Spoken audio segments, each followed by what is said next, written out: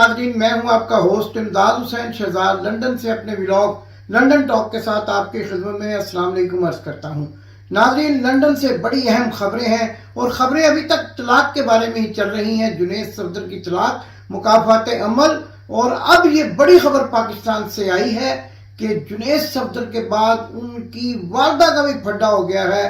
اور کیپٹن صفدر مریم صفدر کے دوران سخت قسم کی تکرار ہوئی ہے، تو میں ہوئی ہے۔ اس کی ساری تفصیلات آج کے ولاگ کا حصہ ہیں اور اس کے ساتھ ساتھ جنید صفدر کی سابقہ اہلیہ عائشہ سیف نے مزید زبان کھولی ہے اور ان حقائق سے بھی پردہ اٹھایا ہے کہ جو ان کی طلاق کی مین وجوہات بنے۔ ناظرین، اس کے ساتھ ساتھ آپ کو آج کے ولاگ میں یہ بھی بتائیں گے کہ میاں بیمار شریف اس وقت پھر کہاں موجود ہیں اور ریاض میں ان کو گھاس نہیں ڈالی گئی اور سعودی پرنس نے ملنے سے انکار کر دیا۔ کیا وجہ ہے؟ اس سے پہلے کہ یہ خبر آپ کو دیں، آپ سے گزارش ہے کہ آپ نے اگر ابھی تک چینل کو سبسکرائب نہیں کیا تو گھنٹی کا بٹن دبا کر چینل کو سبسکرائب کریں، ویڈیو کو دوستوں تک شیئر کریں، لائک کریں اور بن جائیں پاکستان کی آواز اور بن جائیں عمران خان کی رہائی کی آواز۔ ناظرین، آج سے ہم یہ ایک سلسلہ بھی جاری کر رہے ہیں کہ اپنے ہر ولاگ میں آپ سے بھی درخواست کریں گے، دعا بھی کریں گے اور دوسرے دیکھنے سننے والوں سے بھی درخواست کریں گے کہ وہ عمران خان کی رہائی کے لیے آیت کریمہ کا ورد کروائیں۔ جہاں جہاں بھی وہ مقیم ہیں، جہاں جہاں بھی رہتے ہیں، پاکستان کے عظیم لیڈر عمران خان کی رہائی کے لیے آیت کریمہ کا ورد کروائیں۔ اپنے گھروں میں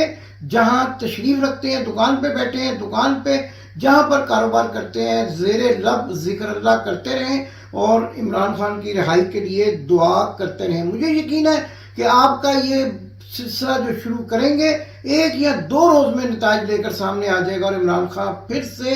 آپ اور ہم سب کے درمیان میں آزادی کے ساتھ موجود ہوں گے۔ ناظرین، اس کے ساتھ ساتھ جو میں نے آپ کو بتایا کہ طلاق کی خبریں پھیل ہی رہی تھیں کہ لاہور سے بھی ایک بڑی دھماکے دار خبر آ گئی اور میرے ذرائع نے بتایا کہ اندر کی خبر ہے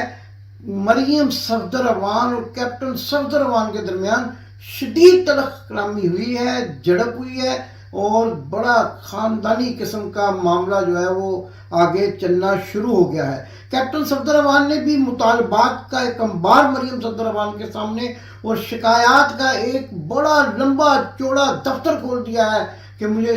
مریم صفدر اوان سے کیا کیا شکایات ہیں۔ اور جب کیپٹن صفدر نے یہ شکایات مریم صفدر کے سامنے رکھی تو میرے اندرونی ذرائع بتا رہے ہیں کہ مریم صفدر پھٹ پڑی اور انتہائی بدتمیزی کا مظاہرہ کرتے ہوئے اپنے خاوند کے گلے پڑ گئی۔ یہ تو اس خاندان کی روایت ہے اور جیسا کہ میں کہا کرتا ہوں کہ امرتسر کے بازار حسن میں موتیے کے ہار بیچنے والے خاندان کی کہانی کا انجام بھی یہی ہونا ہے، کیونکہ اس خاندان کے لوگوں نے لوگوں کی ننگی ویڈیوز بنائی، لوگوں کو ننگا کر کے مار پڑوائی اور اس کے ساتھ ساتھ بلیک میلنگ کا وہ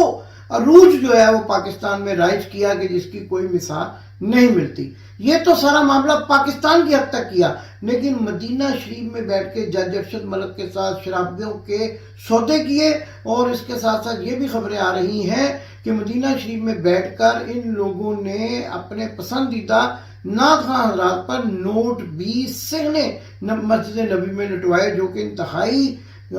گستاخانہ عمل ہے اور مجھے یقین ہے کہ ان تمام عوامل کی سزا اب ان کو ملنا شروع ہو گئی ہے۔ دوسری طرف اس سے پہلے کہ میں مزید تفصیلات آپ کو بتاؤں کہ مریم صفدر اوان اور صفدر اوان جو اپنے آپ کو ولیوں کا جو ہے وہ چشم و چراغ کہتے ہیں اور اپنے بیٹے کی بھی تعریفیں کرتے نہیں تھکتے تھے، ان کا معاملہ کہاں تک پہنچا یہ خبر اب ذرا آگے چل کر آپ کو بتائیں گے۔ اس سے پہلے یہ بتاتے ہیں کہ میاں بیمار شریف جو کل عمرہ کرنے کے لیے 6 گھنٹے طواف کرنے کے لیے حرم کے سامنے بیٹھے رہے اور ان کو جو ہے وہ طواف کرنے کی اجازت اس وقت تک نہ ملی جب تک بھاری تعداد میں انڈونیشین حجاج، انڈونیشین عمرہ کرنے والے جو ان کو حجاج یا زائرین کہہ سکتے ہیں، ان کی گروپس کی آمد وہاں شروع نہ ہوئی اور ان گروپس کے جرمٹ میں میاں بیمار شریف اور ان کے 4 ان ساتھیوں کو جو اپنے اپنے جو پروفیشن ہے اس میں بڑے مشہور و معروف یعنی نٹوریس ہیں، جن میں سے میں کہا کرتا ہوں کہ ایک سید شکور بھی ہے، ان کو اسی انڈونیشین زائرین کے جرمٹ میں طواف کروایا گیا اور بالآخر بڑی مشکل سے ان کو صفا مروہ کے جو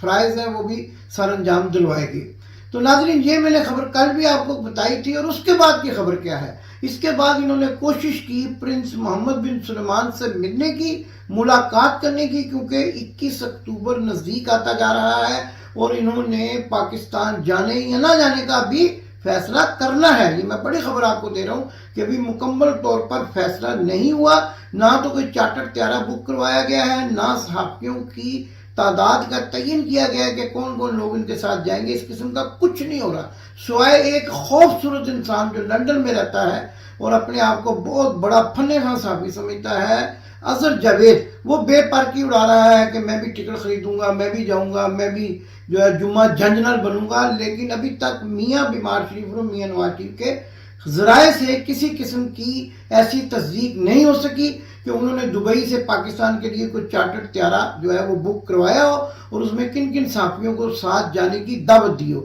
مسئلہ صرف یہ ہے کہ ابھی سعودی عرب میں اپروول لینے کے لیے ریاض سے رابطہ کیا جا رہا ہے، لیکن ریاض سے ہمارے ذرائع نے یہ بتایا ہے، ہمارے اوورسیز ٹیلی ویژن کے ایک بہت ہی انتہائی معتبر ذریعے نے ہمیں بتایا ہے کہ وہاں سے کوئی گھاس نہیں ڈالی جا رہی، اور پرنس محمد بن سلمان نے ملنے سے انکار کر دیا ہے۔ اور پرنس محمد بن سلمان کا یہ بھی کہنا ہے کہ عمران خان کی رہائی کے سلسلے میں میاں نواز شریف اور میاں نواز شریف کا کیا لاہ عمل ہوگا، یہ جاننے کے بعد ہی وہ یہ فیصلہ کریں گے کہ میاں بیمار شریف سے ملاقات کرنی چاہیے یا نہ کرنی چاہیے، اور اس بات کی اجازت دی جائے کہ میاں بیمار شریف کو پاکستان بھیجا جائے یا پھر پاکستان جانے سے پہلے ہی ان کا جو ہے پروگرام بڑھ جائے۔ ذرا یہ ویڈیو ملاحظہ کریں، پروگرام بڑھ جانے کیا ہوتا ہے۔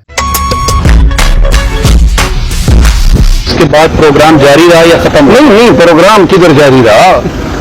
پروگرام تو بڑھ گیا۔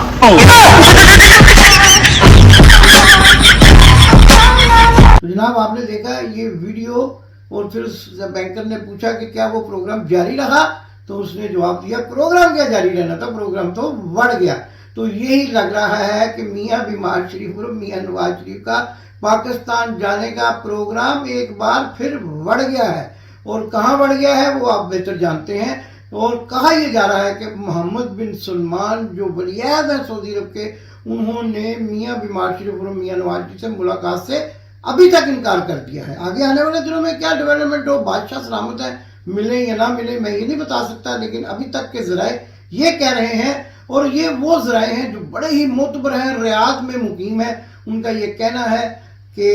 شاہی محل سے کورا جواب، سکا جواب مل گیا ہے، ٹائم فش ہے، ابھی تک ملاقات نہیں ہو رہی ہے۔ عمرہ کرنے کے بعد وہی معاملہ دوبارہ سے مدینہ کیوں نہیں گئے، یہ میں نے باجوہ سے بھی پوچھا تھا، جس کی بنا پر انہوں نے مجھے پاکستان میں سٹاپ لسٹ میں ڈال دیا تھا۔ اب میں پھر پوچھ رہا ہوں کہ میاں بیمار شریف صاحب کل آپ نے عمرہ کیا تھا اور آج آپ نے مدینہ جانا تھا، جو کہ آپ کے شیڈول میں شامل تھا، لیکن شیڈول میں شامل ہونے کے باوجود ابھی تک آج کی تاریخ تک یعنی 15 اکتوبر کی